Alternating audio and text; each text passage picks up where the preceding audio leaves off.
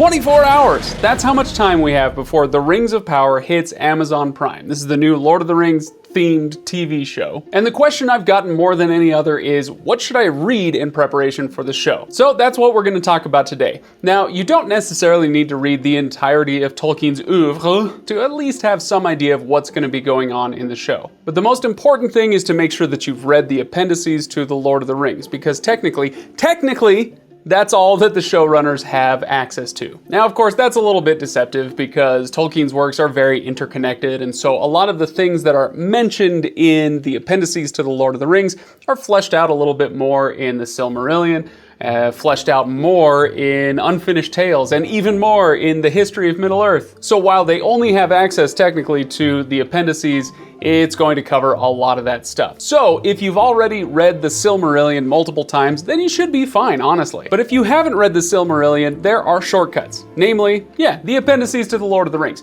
So I'm going to take you through what you should read, what you should skip, what you should maybe skim through in those appendices. One thing I'm not going to do is recap or spell out exactly what's in these. I want to give you a chance to go and read it for yourself so that you have an idea in your head of what's coming on the show. Now, here's how it works. The show is going to center on the Second Age of Middle-earth. That's when the Rings of Power were created. That's when there was a lot of conflict going on between elves and Sauron in Middle-earth. But there's a lot of context around that. So anything directly dealing with the Second Age, you should probably read it. Something like Akalabeth from the Silmarillion. You may not have a lot of context for it, but maybe go give it a read. It's only 25 pages. But if we stick with the appendices to The Lord of the Rings, here's what you absolutely must read and some of the stuff that you should probably skim over. There are 6 appendices to The Lord of the Rings, Appendix A through Appendix F.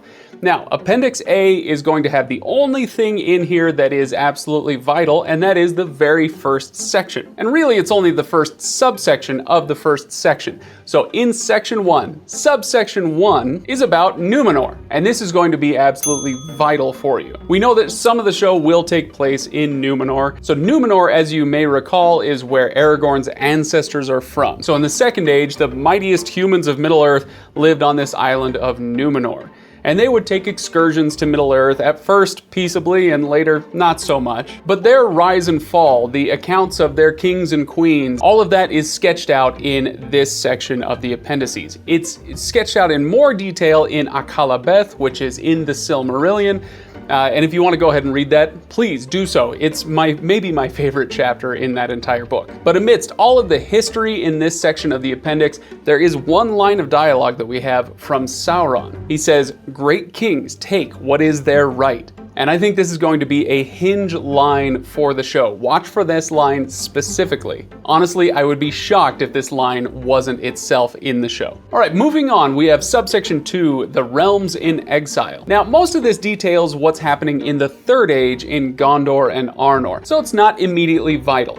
The Northern Line section shows you basically how Aragorn was descended from Isildur. It's a kind of a family tree kind of thing. This guy beget this guy, etc. If you've read the Old Testament, you know what I'm talking about. But the bit about the Southern Line does detail some historical tidbits that may end up being contextually interesting for the show. Now, yes, it comes after what's going on with the show, but you still get an idea of the geography, of the players involved, that sort of thing. So with Subsection 2, I wouldn't read the whole thing really carefully, but I would definitely skim through it, maybe just get familiar with some of the names and the places involved. Next up is Subsection 3, Eriador, Arnor, and the Heirs of Isildur. Now, plot-wise, most of this probably will not pertain to the show very much. However, geography-wise, I think there is going to be some stuff in there that will give you some good geographical context for the show. It does include some fun bits about the barrows from the Fellowship of the Ring. You remember when the hobbits get stuck in the barrow with the Barrow Wight and Tom Bombadil has to come get them out. So you get a little context around that. And more importantly, it does talk about the wars in the Northern Realms between the elves and men and the Witch King of Angmar, a character that, again, I'd be shocked if he didn't appear in this show. And the third thing that this section has is, well, technically it's wrong as far as the timeline goes, as far as when hobbits show up, but I do think it will probably provide the basis for what they'll do with the Harfoots in this show. See, the progenitors of the Hobbits are the Harfoots, the Stoors, and the Falahides. And in this section we learned that the Stoors that had dwelt in the angle between Horwell and Loudwater fled west and south because of the wars and the dread of Angmar. And I wonder if that'll come into play in this show, if the Harfoots will take the place of the Stoors, and they're going to be misplaced by the wars here of the Second Age.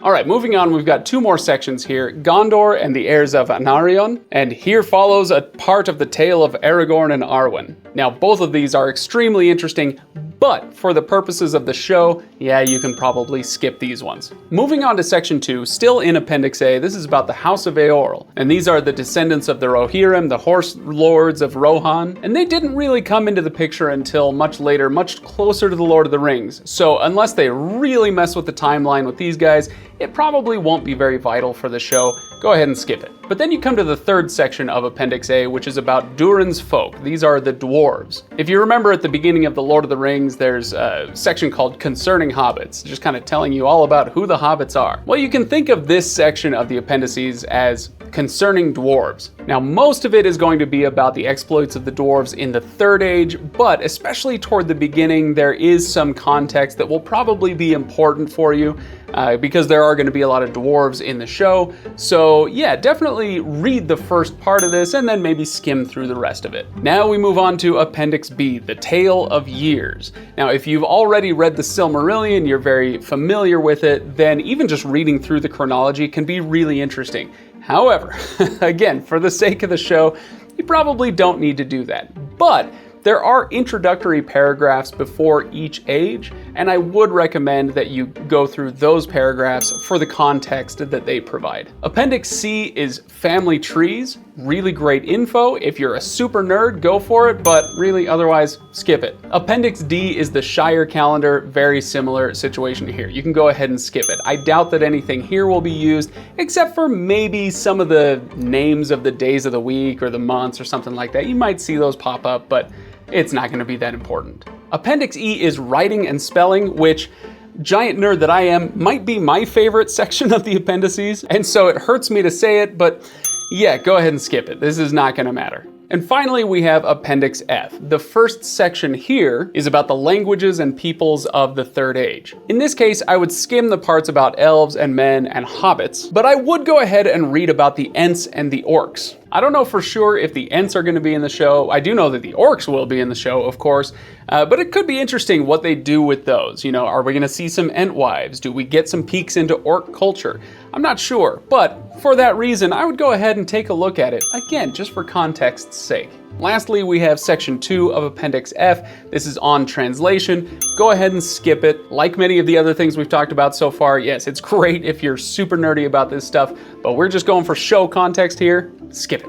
All right, I hope that helps. I know we're less than 24 hours away from the show, so you don't have enough time to read the entirety of the Silmarillion and comprehend all of that stuff, but hopefully this will be good enough for you. This is an hour's reading tops, right? So go ahead, crack open the appendices and just give those sections a look. If you want to follow along, I created a Google Doc and I color-coded it with what's going to be vital, not so vital, and skip it stuff. And I'll link to that in the description below. So go check out that Google Doc. Hopefully that'll help you. Enjoy watching the show. I hope it's good. We'll be talking about it in live streams here on this channel on Fridays, so make sure you're subscribed for that. Anyway, thanks for watching, everybody, and I will see you next time.